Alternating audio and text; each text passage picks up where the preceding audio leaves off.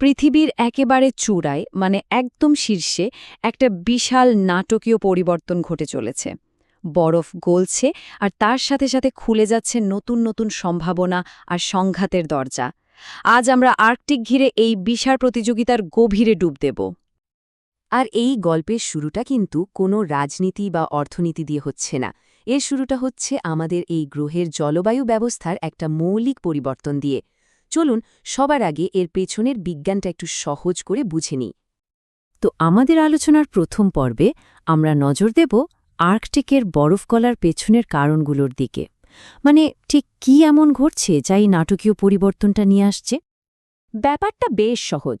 সাদা বরফ সূর্যের আলোকে আয়নার মতো মহাকাশে ফেরত পাঠিয়ে দেয়, কিন্তু যখন সেই বরফ গলে যায় তখন নিচে থাকা গাঢ় নীল সমুদ্রের জল বেরিয়ে আসে, যা সূর্যের তাপ শুষে নেয়। ফলে জল আরও গরম হয় আর আরও বেশি বরফ গলে। এটা একটা চক্রের মতো, যেটা থামার বদলে নিজেকেই আরও শক্তিশালী করে তুলছে। আর এই চক্রটার ফল কি হচ্ছে? ফল হচ্ছে এক নতুন সহজলভ্য আর্কটিক, যা এখন সারা বিশ্বের মনোযোগের কেন্দ্রে চলে এসেছে। যে অঞ্চলটা একসময় ছিল শান্ত, বরফে ঢাকা, সেটাই এখন হয়ে উঠেছে বিশাল এক অর্থনৈতিক আর ভূ-রাজনৈতিক খেলার ময়দান। এখন আমরা দেখব এই যে বরফ গলছে, এতে আসলে কি বিশাল অর্থনৈতিক সুযোগ তৈরি হচ্ছে। মানে কি এমন পুরস্কার লুকিয়ে আছে আর্কটিকের নিচে, যার জন্য সবার এত আগ্রহ। দেখুন, এই বরফ গলে যাওয়ায় আসলে দুটো বিরাট পুরস্কার বেরিয়ে আসছে। একদিকে আছে নতুন সব সমুদ্রপথ, যা বিশ্ব বাণিজ্যকে আমূল বদলে দেওয়ার ক্ষমতা রাখে, আর অন্যদিকে আছে গ্রিনল্যান্ডের মতো জায়গায় লুকিয়ে থাকা বিপুল পরিমাণ খনিজ সম্পদ, যা ধীরে ধীরে হাতের নাগালে চলে আসছে। শুধু একবারই টেবিলটার দিকে তাকান। সাংহাই থেকে মুরমাস্ক পর্যন্ত যেতে সুয়েজ ক্যানেল দিয়ে যে পথ, তার চেয়ে নর্দার্ন সি রুটের দূরত্ব প্রায় অর্ধেক। এর মানে কি? এর মানে হলো জাহাজের সময় আর জ্বালানি দুটোই অমঝম বাঁচবে। এটা বিশ্ব বাণিজ্যকে সত্যি সত্যি আমূল বদলে দিতে পারে। আর শুধু শিপিং রুটই নয়, আসল সম্পদ তো লুকিয়ে আছে মাটির নিচে। গ্রিনল্যান্ডে পাওয়া এই বিরল খনিজগুলো দেখুন, এগুলো ভবিষ্যতের প্রযুক্তির জন্য কতটা জরুরি ভাবুন।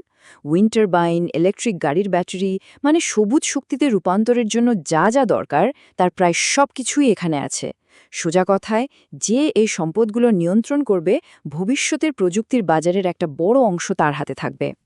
এবার একটা নির্দিষ্ট ঘটনার দিকে তাকানো যাক, একটা সংঘাতের দিকে, যেটা থেকে এই অর্থনৈতিক সুযোগ আর পরিবেশ রক্ষার লড়াইটা আরও পরিষ্কার হয়ে যাবে। অঙ্কটা দেখুন, 11.5 বিলিয়ন ডলার।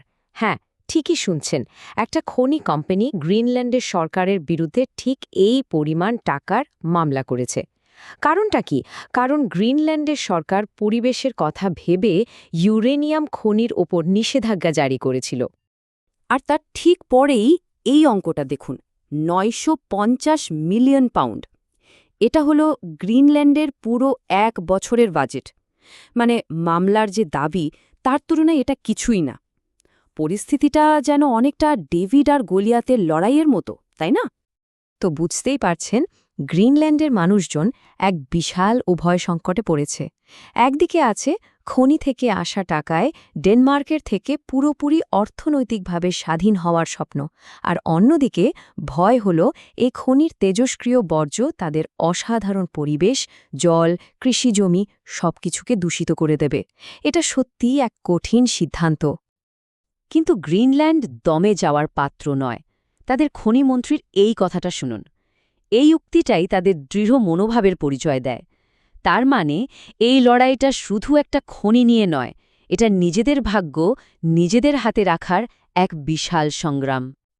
আচ্ছা, গ্রিনল্যান্ডের এই স্থানীয় লড়াই থেকে বেরিয়ে এসে চলুন এবার আরও বড় ছবিটা দেখি, যেখানে বিভিন্ন দেশ আক্ষরিক অর্থেই সমুদ্রের তলায় নিজেদের এলাকা দখলের জন্য দৌড়াচ্ছে। এখন প্রশ্ন হল, এই দৌড়ের ভিত্তিটা কি? ভিত্তিটা হল এক্সটেন্ডেড কন্টিনেন্টাল শেলফ নামের একটা আইনি ধারণা। সহজ কথায়, কোনো দেশ যদি বৈজ্ঞানিক তথ্য দিয়ে প্রমাণ করতে পারে যে সমুদ্রের তলার একটা বিশাল অংশ আসলে তাদেরই ভূখণ্ডের একটা প্রাকৃতিক এক্সটেনশন, তাহলে সেই অংশের সমস্ত সম্পদের মালিকানা তারা পেয়ে যাবে। এই টাইমলাইনটা দেখলেই বোঝা যায় প্রতিযোগিতাটা কত দ্রুত গতিতে এগিয়েছে।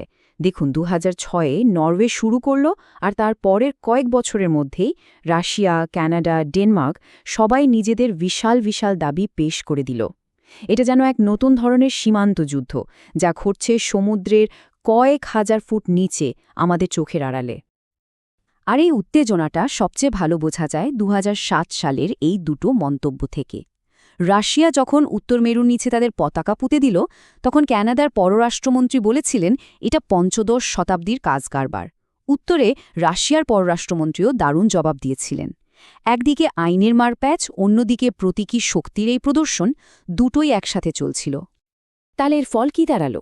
ফল হল পৃথিবীর শীর্ষবিন্দুটা মানে আর্কটিক একটা জটিল ভূরাজনৈতিক দাবার বোর্ডে পরিণত হয়েছে।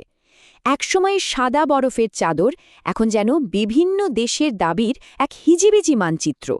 আর এই নতুন সীমারেখাগুলোই হয়তো ভবিষ্যতের সংঘাতের জন্ম দিতে পারে। তাহলে কি আমরা একটা নতুন গ্রেট গেম বা মহাখেলার সাক্ষী হচ্ছি? আর্কটিকের জন্য এই যে প্রতিযোগিতা, এটা কি বিশ্বশক্তির লড়াইয়ের এক নতুন অধ্যায়ের সূচনা? এই খেলায় মূল খেলোয়াড় কারা আর তারা ঠিক কী চায়, চলুন সংক্ষেপে দেখে নিই। মার্কিন যুক্তরাষ্ট্র চায় তার জাতীয় নিরাপত্তা নিশ্চিত করতে আর প্রতিদ্বন্দ্বীদের উপর নজর রাখতে। রাশিয়া তার বিশাল আর্কটিক উপকূলকে ব্যবহার করে নর্দার্ন সি রুটকে নিয়ন্ত্রণ করতে আর সামরিক শক্তি বাড়াতে চাইছে। আর মজার ব্যাপার হলো চীন, যে আর্কটিক থেকে অনেক দূরে, সেও নিজেকে প্রায় আর্কটিক রাষ্ট্র বলে এই খেলায় ঢুকে পড়েছে। আর এই সব বড় বড় শক্তির খেলার মাঝখানে কে পড়েছে? গ্রিনল্যান্ড, যে নিজের স্বাধীনতার স্বপ্ন আর বাইরের চাপের মধ্যে একটা ভারসাম্য খোঁজার চেষ্টা করছে। তো বরফ যেমন গলছে, তার সাথে সাথে সবচেয়ে বড় প্রশ্নটা উঠে আসছে, আর্কটিক কি দেশগুলোর মধ্যে সহযোগিতার এক নতুন দিগন্ত খুলে দেবে, নাকি এটা ২১ শতাব্দীর সংঘাতের এক নতুন ক্ষেত্র হয়ে উঠবে? এর উত্তরটা কি হবে তা তো সময়ই বলবে।